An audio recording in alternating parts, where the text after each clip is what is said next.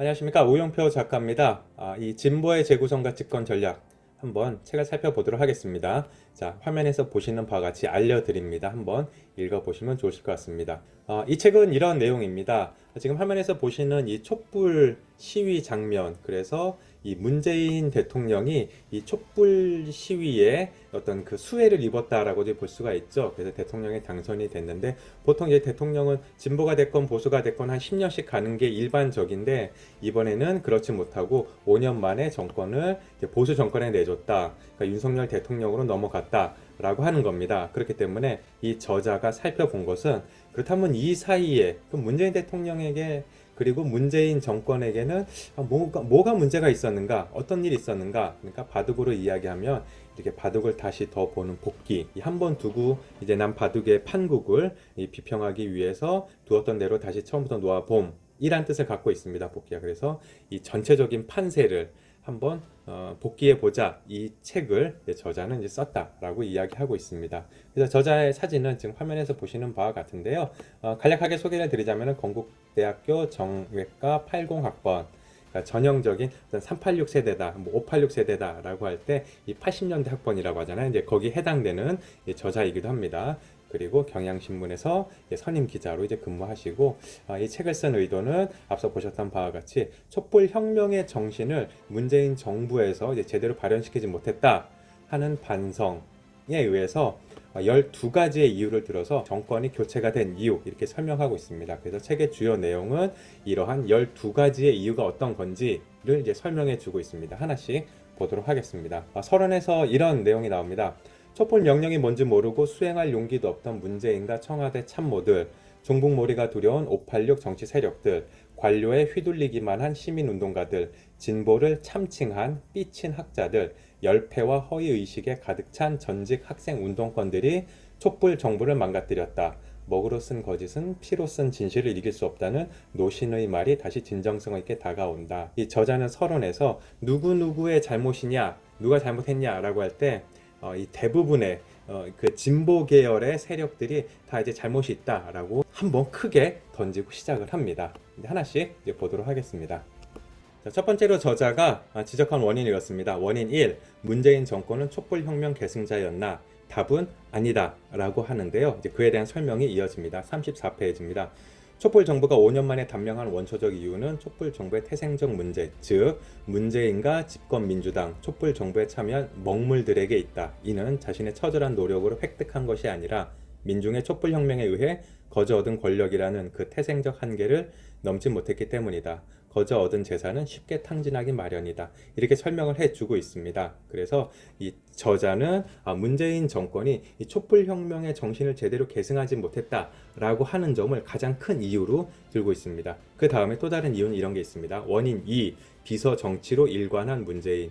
촛불 정부에서는 청와대 수석 보좌관 회의만 보였지 국무회의를 하는 장관들은 보이지 않았다. 장관은 조직 장악력이 떨어졌고 행정부처는 겉돌았다. 대통령은 많은 지시를 하지만 공무원은 움직이지 않았고 결국 정책도 실행되지 않았다.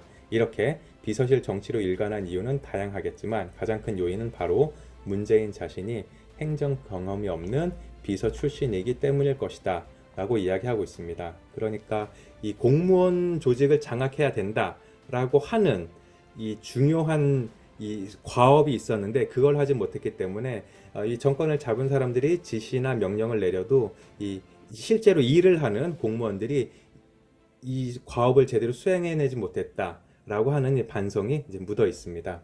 또 다른 이유, 이제 원인 세 번째입니다. 무지하고 오만했던 정치 개악. 민주당은 촛불 연대 세력을 표의 확장성 부족이라는 이유에서 배척했고 나중에는 오만함에 취해서 스스로 이탈해버렸다. 결국 촛불 연대 세력의 분열이 촛불 정부의 몰락을 가져온 가장 큰 원인이 됐다. 이렇게 설명하고 있습니다. 그러니까 저는 정치를 잘 모릅니다. 그래서 뭐 진보 계열은 어떻게 있고 뭐 보수 계열은 어떻게 있고 하는 건 잘 모르는데요. 여기서 저자가 이야기해 주는 거는 이 진보 세력이 뭐 민주당만 있는 게 아니라 여러 가지 정당들, 시민 단체들, 사회 단체들, 노동 단체들이 있었는데 이 세력들의 힘을 제대로 문재인 정부에서 이걸 하나로 모으지 못했다라고 하는 반성이 이렇게 들어가 있는 겁니다. 또 다른 어떤 패배 원인, 저자는 이렇게 진단하고 있습니다. 원인 4. 180석의 무기력. 이렇게 막강한 힘을 얻었음에도 문재인 정부는 촛불 명령을 이행하지 않았다. 촛불의 요구는 공안 탄압 금지, 국가보안법과 테러방지법 폐지, 역사 왜곡 중단, 언론의 공정성 실현, 위험의 외주화 중단, 쌀 수입 중단과 대북 쌀 지원, 농산물 값 보장, 노점 단속과 강제 퇴거 중단, 장애 등급제와 의무 부양제 폐지, 청년 인권차별법 제정, 한미일 삼각 군사동맹 중단, 세월호 책임자 처벌, 안전사회 건설, 재벌 책임 강화 등등이다. 그래서 이 저자는 아주 신랄하게 비판하고 있는 게 이 국민이 촛불 정신을 잘 발현시키라는 의미에서 이 180석이라는 굉장한 그 권력을 쥐어줬음에도 불구하고 이 문재인 정권에서 그리고 민주당에서는 이 촛불의 요구를 제대로 수행하지 못했다. 그리고 방금 읽어드린 이 촛불의 요구는 이 공안 탄압 금지부터 재벌 책임 강화 등등해서 여러 가지가 이어지고 있습니다. 그래서 이러한 과업들을 뭐 하나 제대로 한 게 없기 때문에 문재인 정부는 그 다음 이제 보수 정권에게 권력을 넘겨줄 수밖에 없었다라고 하는 게 저자의 주장입니다. 그 다음 원인은 원인 6, 원인 7 이렇게 나오고 있습니다. 이 다음에 자세히 설명을 드리는 거는 이 책의 내용을 너무 스포하는 것 같아서 생략하기로 했고 이제 큰 제목만 말씀드릴 텐데요. 제가 좀 흥미롭게 읽었던 부분은 7번째 원인, 그러니까 조국을 어떻게 볼 것인가 하는 겁니다. 과연 이 진보 성향의 인물들 그리고 보수 성향의 인물들 조국을 어떻게 생각하는가. 그러니까 조국 전 교수님이 뭐 책도 내고 굉장히 이론가이면서 뭐 댄디하고 여러 가지 장점들이 많잖아요. 그런데 또 재판이라는 사법 리스크가 남아 있고 그렇기 때문에 이런 거에서 어떻게 생각할까 봤었는데요. 이 저자는 조국은 개인적으로 천당에서 지옥을 오간 인물이고 개혁 진보 세력의 분열을 가져온 인물이고 정치적으로 촛불 정부의 성패를 가른 인물이다. 그의 흥과 망은 촛불 정부 흥망의 축약판이라 할 수 있다. 하지만 개인적 그의 잘못은 강남 좌파라서 말과 행동이 다른 내로남불 이어서가 아니다. 교육을 통해 자녀에게 신분을 세습하려 했다는 점이다. 그러나 조국은 부모의 영역을 편법으로 동원해 자식을 의전원에 보내려 했다. 이는 무한 경쟁에 지친 젊은이들이 좌절하게 충분했다.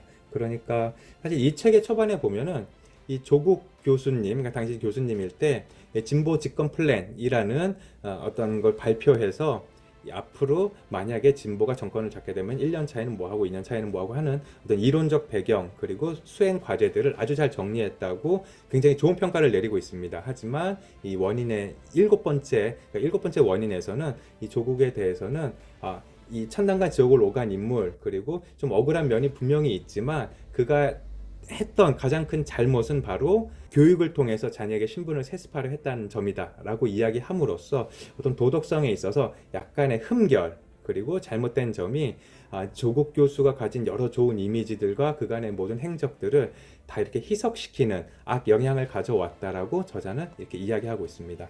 이 나머지 이제 그 원인들을 보면 원인 8부터 12까지 이렇게 정리되어 있는데요. 참여연대의 과욕과 무능, 여성과 진보 언론의 심판, 개혁 진보 세력의 전술적 오류, 갈라파고스가 된 관념 좌파들, 그리고 마지막 원인은 개혁 진보가 질 수밖에 없는 9가지 이유 등등해서 여러 가지 정리하고 있습니다. 이 세부적인 내용들은 책을 읽어보시면 굉장히 좋으실 것 같고요. 그리고 제가 좀 흥미를 가졌던 부분은 이 저자는 그렇다면 지금 더불어민주당 당 대표인 이재명 대표에 대해서는 어떤 이 생각을 갖고 있을까를 살펴봤더니 261페이지에 이렇게 이야기하고 있습니다. 이 저자는 이 친구들, 그러니까 운동권 친구들이랑 같이 대화를 할 때 이재명 대표에 대한 비판이 나오면은 이렇게 이야기한다고 합니다. 당신이 운동삼아 공장에 갔을 때 이재명은 처절한 생존과 삶의 수단으로 공장에 다녔다. 당신이 학생의 간부로 폼 잡을 때 이재명은 야학에서 검정고시 공부를 하고 대학에 들어가 사법고시 합격했다. 당신이 민주동문회에 모여 안주할 때 이재명은 약자를 돕는 행정 경험을 쌓았다.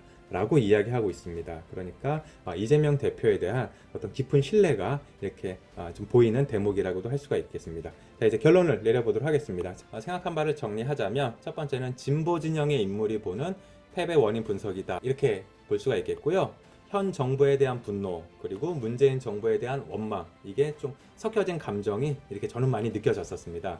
그래서 이 순수한 촛불 정신을 진보 진영에 촉구한다 라고 하는 측면이 강하고요. 이 책의 굉장히 그 장점 중에 하나는 어려운 정치 이론, 뭐 옛 고전엔 이런 게 나온다, 뭐 어떤 성현이 이렇게 얘기했다라는 얘기 전혀 안 하고 이 현실 사례로 이건 이렇다, 이건 이렇다라고 굉장히 쉽게 풀어서 설명을 해주고 있습니다. 그래서 직관적으로 이해하기에 굉장히 좋은 책이다라고 저는 판단을 했습니다. 그래서 결론적으로 이 책에 대해서는 이 진보 진영 그리고 보수 진영 상관없이 모두 이제 참고하기 좋은 책이다라고 판단을 했는데요. 그러니까 진보 진영에선 앞으로 진보 진영이 재집권을 해야 된다면은 어떤 점을 보완해야 되는가? 라고 하는 점을 발견할 수가 있고, 이 보수 진영의 인물이라면은 이런 것들이 이제 진보 진영이 준비하겠구나, 이런 점들을 반성하고 있구나 라고 하는 걸 엿볼 수가 있는 단초가 여러 가지가 있으니까 굉장히 많이 참고가 되리라 생각이 됩니다. 여기서 다시 책 광고를 한번 더 드리자면, 판매 정보는 이 정가는 16,000원이고 할인가는 14,400원 이렇게 됩니다. 자, 여기까지가 준비한 내용이었습니다. 긴 시간 수고 많으셨습니다. 다음 동영상은 이번 것보다 좀 더 나을 겁니다. 자, 혹시 책 안 읽었냐? 라고 생각하실까봐 인증도 이렇게 합니다. 저도 꼼꼼히 잘 읽어봤고 재밌게 읽었습니다. 자, 수고 많으셨습니다. 감사합니다.